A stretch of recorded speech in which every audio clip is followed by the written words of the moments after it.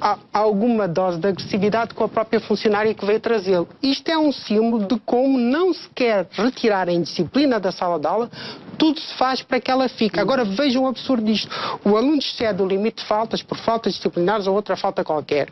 Os professores são obrigados a fazer um plano de recuperação para esse aluno. Isto é, os professores desviam as energias... Está tudo doido. Energias que podiam investir nos alunos que se interessam pelas aulas para fazer um plano específico para aquele aluno. Agora vejam, o aluno tem aquele plano e volta a não cumprir.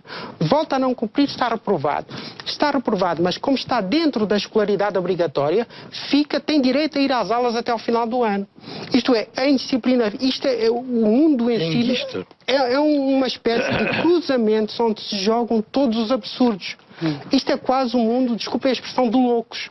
Quer dizer, toda a pressão se fez para que a indisciplina ficasse na sala de aula, tudo se fez para que os professores não expulsassem os alunos e quando os professores fazem isso, acabam por ter o retorno que o aluno vai lá parar. Agora, a questão deste estatuto do aluno é porque ele é ineficaz por várias razões. Uma delas é a instabilidade. Mas é isso que se quer, é ineficácia. Quer dizer, esse objeto, se é isso que querem, com uma coisa desse género, nunca acontece nada com isso. Se é isso que querem, atingir um objetivo. Porque é assim, para regular, por via escrita, por via legal, por via burocrática, os comportamentos, o documento que serve de referência tem que ser estável. Isto é, para ele ser socialmente eficaz, ele tem que ser interiorizado pelas pessoas. Isto é, ele tem que sedimentar aos poucos e poucos na cabeça dos professores, aos poucos e poucos entrar na cabeça dos alunos, aos poucos e poucos passar para as famílias e para a sociedade. Um documento escrito para ser eficaz a regular comportamentos tem que ser simples, tem que ser claro e tem que ser estável. E quando eu digo estável 20 anos, 30 anos, 1, 2 gerações. Agora, o que aconteceu nos últimos anos é que a gestão política de documentos escritos foi um verdadeiro desastre. E com o que é que nós ficamos hoje? Ficamos com uma situação em que precisamos de reforçar a autoridade dos professores e não temos instrumentos para fazer isso porque esses documentos estão desacreditados. Quer dizer, um professor que dá aulas 5, 10 anos não está à espera que saia uma nova lei, não está à espera que saia um novo decreto para se relacionar com os alunos. Aquilo faz parte da identidade pessoal dele e isto é um processo que demora muito tempo a ser consolidado. Portanto, esta permanente reinvenção de regras acaba por matar o significado... Como é que os professores, de uma maneira geral, reagem perante isto? Não, mas deixe-me perceber, doutor Medina, portanto, a sua experiência... procurou, de certa forma, não contemporizar com determinado tipo de comportamentos. Procurou não contemporizar e acabou por ser penalizado psicologicamente e creio que fisicamente. Chegou a fazer referência na semana passada a uma atitude de agressão da parte de um aluno, não foi? Agressão, isto é, ser cuspido, foi um dos episódios, ou a tentativa de pressionar fisicamente, esse tipo de situações. Agora... A maioria dos professores contemporiza ou faz frente a estas situações de hostilidade que porventura existem? A impressão que eu tenho é que quando nós falamos, para perceber esta questão da indisciplina, quando nós falamos de indisciplina, nós estamos a falar de uma forma de violência social. A indisciplina tem qualquer coisa de semelhante ao que acontece na intimidade familiar. Isto é, nós hoje somos muito mais sensíveis ao problema da violência contra as mulheres. E é preciso que as pessoas percebam que quando há indisciplina na sala de aula, que é também um espaço de intimidade, essa indisciplina na sala de aula tem também uma dimensão de violência contra as mulheres. Quando nós vemos quem são os principais alvos desta questão da indisciplina, são as mulheres que são professores, que são vítimas disto. Agora, mais as mulheres do que os homens. Porque também é o grupo, o segmento maioritário da profissão. Claro. Agora, quando estava... E porque há mais mulheres no ensino do que os homens. Quando estava a referir se as pessoas, como é que reagem, como não reagem, quando este tipo de fenómenos acontece em espaços de intimidade, está em causa a dignidade das pessoas, estão em causa valores profundos, as pessoas tendem a proteger a sua dignidade omitindo muitos desses problemas. Professor Mitar Ribeiro, mas o que é que acontece a isto, esses papéis? Quando é que isso acaba? Para onde é que vai? O que é que acontece?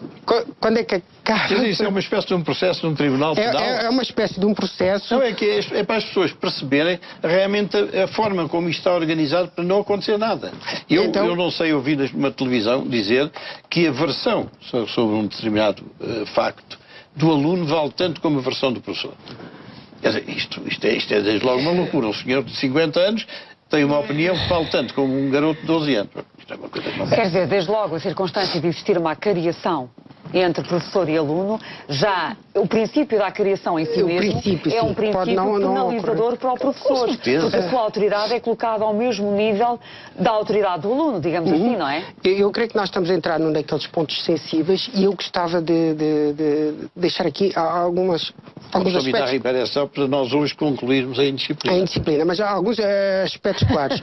Não, é que senão ficamos nós penalizados. Não, mas se o Estatuto do Aluno é parte do problema, eu até sou um pessimista, tenho uma dose de otimismo. Isto é, a solução do problema da indisciplina passa pela valorização radical, pelo reconhecimento radical da palavra do professor. Para o professor poder atuar disciplinarmente por via da palavra. Pronto. Agora, para que isso aconteça, é preciso que a sociedade reconheça isso.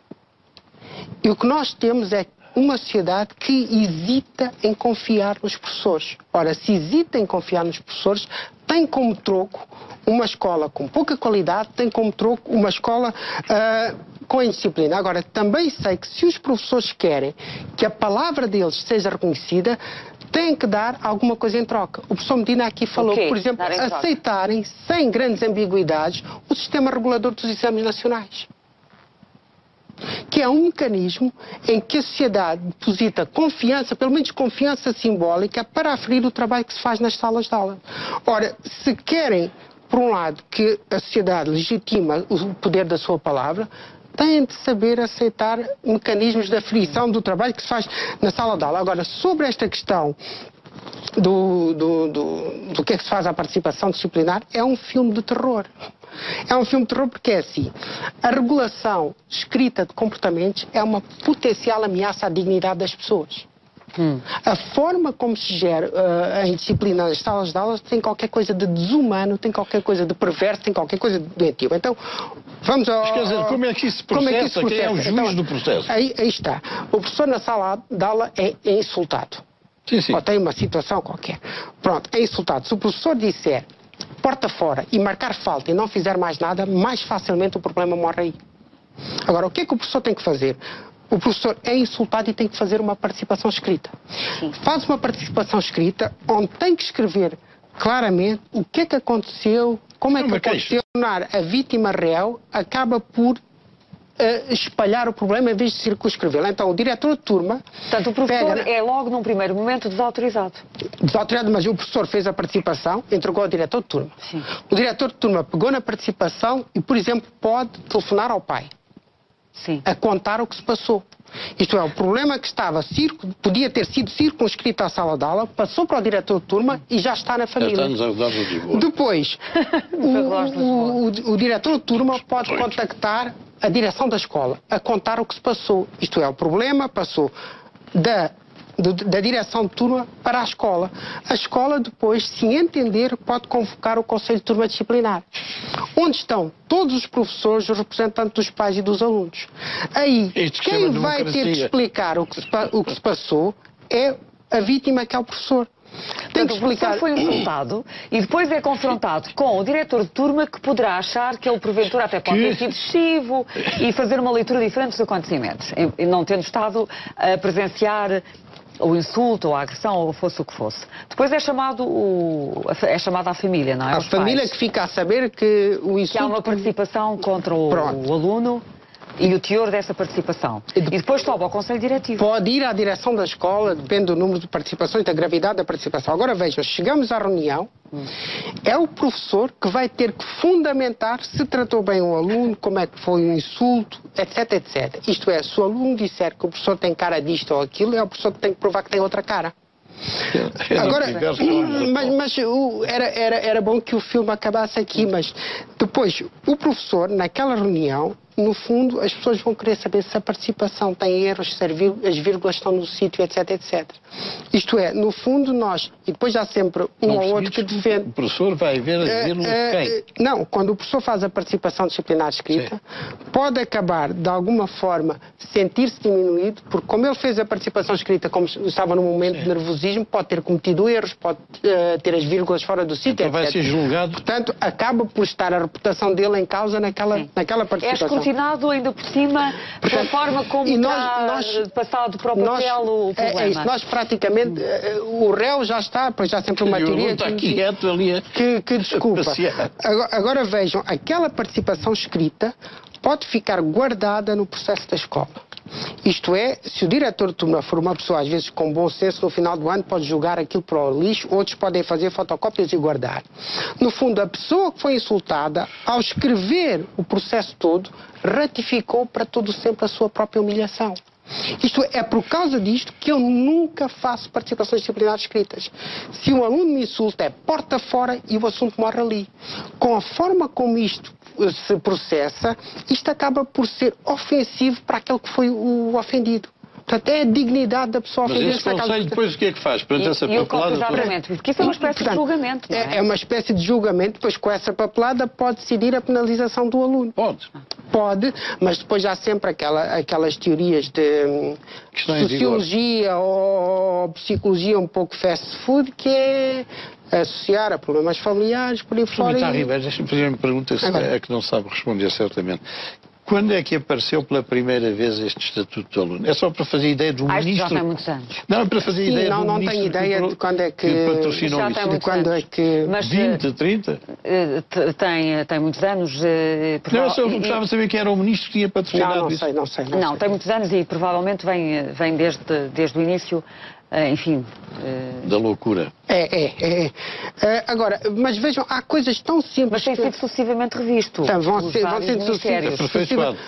Aperfeiçoado. Isso não sei para que aqui serve. Mas é que a regulação escrita de comportamento se investiu-se tanto nela, sem perceber que ela agrava os problemas. Se eu estou numa relação direta, num espaço de intimidade, seja a sala de aula, seja a família... A pessoa hierarquicamente inferior, a criança ou o jovem, ou o que seja, tem de perceber que a autoridade está em mim. Essa sua situação aconteceu antes de 2012? Sim. Antes de 2012? Sim. Mas quando nós temos uma... Porque eu tenho ideia que este estatuto, desculpe interrompê-lo, tenho ideia que este estatuto do aluno, do atual Ministro da Educação, é mais firme, digamos assim, do que o anterior estatuto do aluno. Por isso é que te perguntei quando é que tinha vivenciado essa situação. É mais firme, mas não funciona. Não funciona por estas características todas. Agora veja o que é que acontece. A pessoa hierarquicamente inferior tem que perceber que a fonte da autoridade é o mais velho, seja o professor, seja o pai. Se há uma ideologia, se uma sociedade insiste em tomar como referência o estatuto do aluno, ou o papel, ou uma entidade qualquer, eu já desviei a autoridade do pai, ou do professor neste caso, para aquele papel. Aquele papel que pode ser disputado por qualquer uma das pessoas. Resultado, isto é um processo que leva à negação da própria autoridade. Não se fazem processos, como é que é? Se as pessoas querem experimentar o absurdo disto é em casa, experimentarem fazer o estatuto do filho e da ética familiar. E em vez de nós diretamente dizermos aos nossos filhos, olha, vai-te deitar, vai-te lavar, vai estudar ou qualquer coisa desta, nós temos um documento escrito para regular essa relação e vamos ver como a nossa autoridade é diminuída. Porque vai passar a ser disputada a partir de um documento que nós negociamos ou que está escrito. Portanto, este é um dos problemas do Estatuto. Há muitos processos a correr nas nossas escolas, a este nível? É provável que sim, não posso dizer, mas agora é a questão de nós vermos que uma coisa é o processo, os processos correm, outra coisa é a realidade vivida. E a realidade vivida está muitas vezes além daquilo que mostra a dimensão burocrática, porque as pessoas omitem... Tudo leva a crer que há poucos processos. Agora, o professor vai temos que avançar para a organização dos currículos. Mas sobre esta questão da burocracia, eu também gostava de deixar claro isto, é que é assim, nós vivemos num Estado burocrático, civilizado, racional, legal, aquelas coisas todas. A burocracia em si não é um mal. A burocracia, quando bem usada, é um bem. Isto é, nós temos que perceber que quando queremos gerir um sistema institucional, temos